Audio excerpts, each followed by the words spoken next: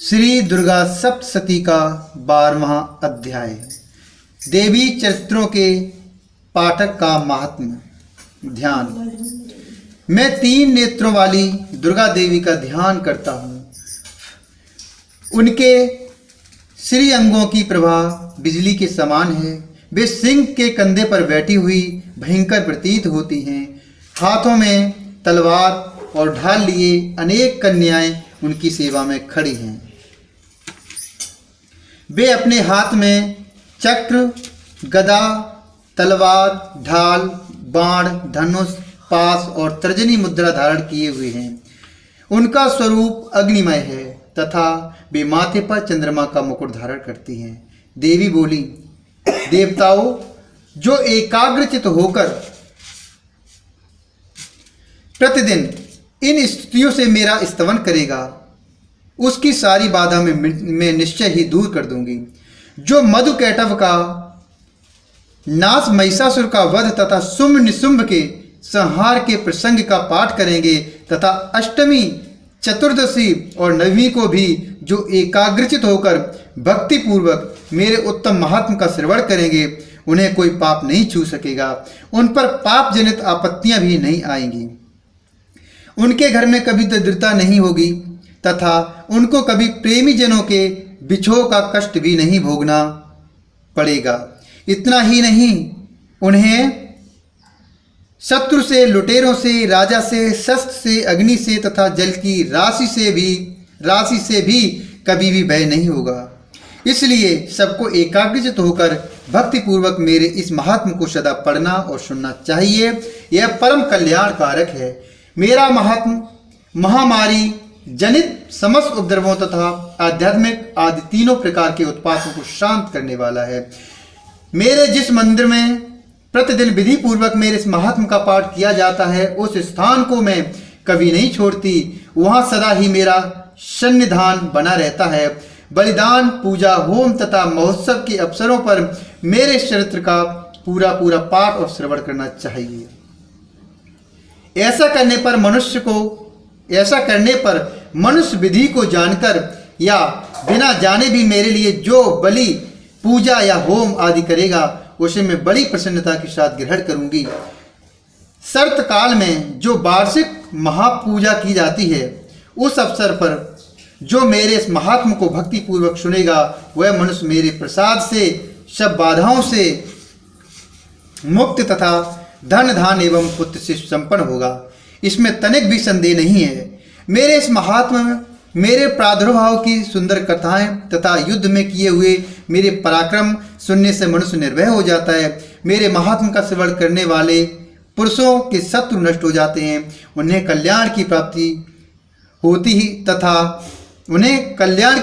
होती तथा उनका कुल आनंदित रहता है। सर्वत्र शांति, कर्म में बुरे स्वप्न दिखाई देने पर तथा ग्रह जनित भयंकर पीड़ा उपस्थिति होने पर मेरा महात्म श्रवण करना चाहिए। इससे सब विघ्न तथा भयंकर ग्रह पीड़ाएं शांत हो जाती हैं और मनुष्यों द्वारा देखा हुआ दुष्स्वप्न शुभ स्वप्न में परिवर्तित हो जाता है। बाल ग्रहों से आक्रांत हुए बालकों के लिए यह महात्म शांति कारक है तथा मनुष्यों के संगठन में फूट होने पर यह अच्छी प्रकार मित्रता कराने वाला है। यह महात्म समस्त दुराचारियों के बल का नाश करने वाला है। इसके पाठ मात्र से राक्षसों, भूतों और पिशाचों का नाश हो जाता है। मेरा यह सब महात्म मेरे सामीप्य की प्राप्ति कराने वाला है। सम्यक प्रकार पुष्प, अर्घ्य, धूप, दीप,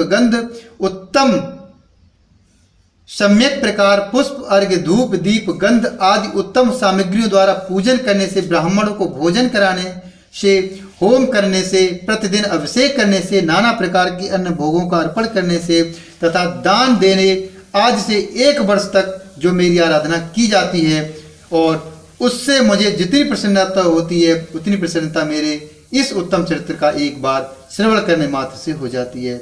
यह महात्म श्रवण करने पर पापों को हर लेता है और आरोग्य प्रदान करता है।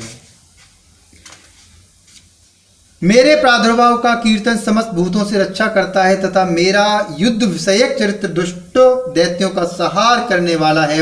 इसके श्रवण करने पर मनुष्यों को शत्रु का भय नहीं रहता। देवताओं, तुमने और ब्रह्म ऋषियों ने जो मेरी स्तुतियां की हैं तथा ब्रह्मा जी ने जो स्तुतियां की हैं वे सभी कल्याणमयी बुद्धि प्रदान करती हैं। वन में सूने मार्ग में अथवा दावानल से घिरा जाने पर, निर्जन स्थान में लुटेरों के दाव में पड़ जाने पर, या शत्रुओं से पकड़े जाने पर, अथवा जंगल में सिंह, व्याघ्र या जंगली हाथियों के पीछा करने पर, कुपित राजा के आदेश से वध या बंधन के स्थान में ले जाए जाने पर, अथवा महासागर में नाव पर बैठने के बाद भारी तूफान से नाव के डगमग होने पर, और अत्यंत भयंकर युद्ध में शस्त्रों का प्रहार होने पर, अथवा वेदना से पीड़ित होने पर, कि बहुना सभी भयानक बाधाओं के उपस्थित होने पर जो मेरे इस शर्त का स्मरण करता है वह मनुष्य संकट से मुक्त हो जाता है। मेरे प्रभाव से सिंह आदि हिंसक जंतु नष्ट हो जाते हैं तथा लुटेरे और शत्रु भी मेरे चित्त का स्मरण करने वाले पुरुष से दूर भागते हैं। ऋषि कहते हैं, यो कहकर प्रचंड पराक्रम वाली भगवती चंडिका सब देवताओं के देखते देखते वहीं अंतर्धान हो गई। फिर समस्त देवता भी शत्रुओं के मारे जाने से निर्भय हो पहले की ही भांति यज्ञ भाग का उपभोग करते हुए अपने अपने अधिकार का पालन करने लगे। संसार का विध्वंस करने वाले महाभयंकर अतुल पराक्रमी देव शत्रु शुंभ तथा महाबली निशुंभ के युद्ध में देवी द्वारा मारे जाने पर शेष दैत्य पाताल लोक में चले आए। राजन, इस प्रकार भगवती अंबिका देवी नित्य होती हुई भी पुनः पुनः प्रकट होकर जगत की रक्षा करती हैं। वे ही इस विश्व को मोहित करती, वे ही जगत को जन्म देती तथा वे ही प्रार्थना करने पर संतुष्ट हो विज्ञान एवं समृद्धि प्रदान करती हैं। राजन, महाप्रलय के समय महामारी का स्वरूप धारण करने वाली वे महाकाली ही इस समस्त ब्रह्मांड में व्याप्त हैं। वे ही समय समय पर महामारी होती और वे ही स्वयं अजन्मा होती हुई भी सृष्टि के रूप में प्रकट होती हैं। वे सनातन देवी ही समय अनुसार संपूर्ण भूतों की रक्षा करती हैं। मनुष्यों के अभ्युदय के समय वे ही घर में लक्ष्मी के रूप में स्थित हो उन्नति प्रदान करती हैं और वे ही अभाव के समय दरिद्रता बनकर विनाश का कारण होती हैं।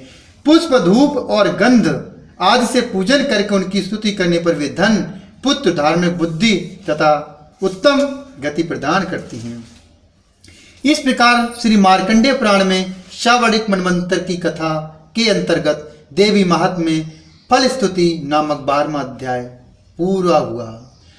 बोलिए दुर्गे मैया की जय।